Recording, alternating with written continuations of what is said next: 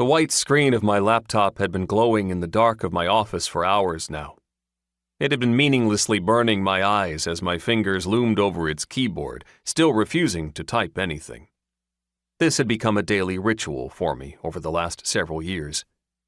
Set my alarm for 6:30 in the morning, make a large pot of coffee, prep my writing station for work, and then write absolutely nothing.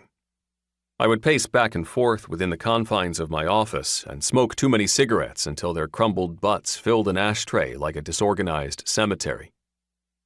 My office was a small, cramped space. It was the smallest room in our apartment. Its walls were lined with movie posters and old band album covers interspersed with literary awards from years past. Best New Author, Sargis Hakopian. Up-and-coming science fiction author, Sargis Hakopian. Best New Release, Denizen of Earth by Sargis Hakopian. None of the awards were from the last 10 years. I had hardly written a single word in that time. Instead, every morning I would go through my routine and hope without hope the motivation that pushed me toward finishing that book would return. I told myself it was writer's block, but after so many years, I wasn't sure if it was or if I just had nothing else left to write.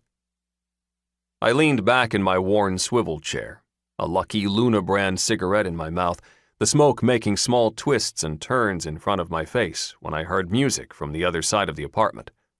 It was my wife's alarm. She had her own morning rituals. Wake up to an annoying pop song she would then put on snooze several times. Then she would turn it off, roll over, and scroll through her Neural X app's social media function. She would look at the photos posted by friends and influencers before switching over to short videos that would make her laugh in the way that only people who are still half asleep laugh. This was my opening to end the charade of my writing process. I got out of my chair, stubbed out my cigarette, and sprayed air freshener above my head. She hated me smoking in the apartment, and this was my poor attempt to hide it. Of course, this hid nothing from her. She just pretended she didn't notice so long as the smell didn't leave the office. I closed the office door behind me and approached our kitchen. It was small but clean. Cleaning was one of the activities I would eventually move toward once I sat in front of my computer long enough. After a few hours of not writing, I would frantically clean the kitchen and the floors and do our laundry.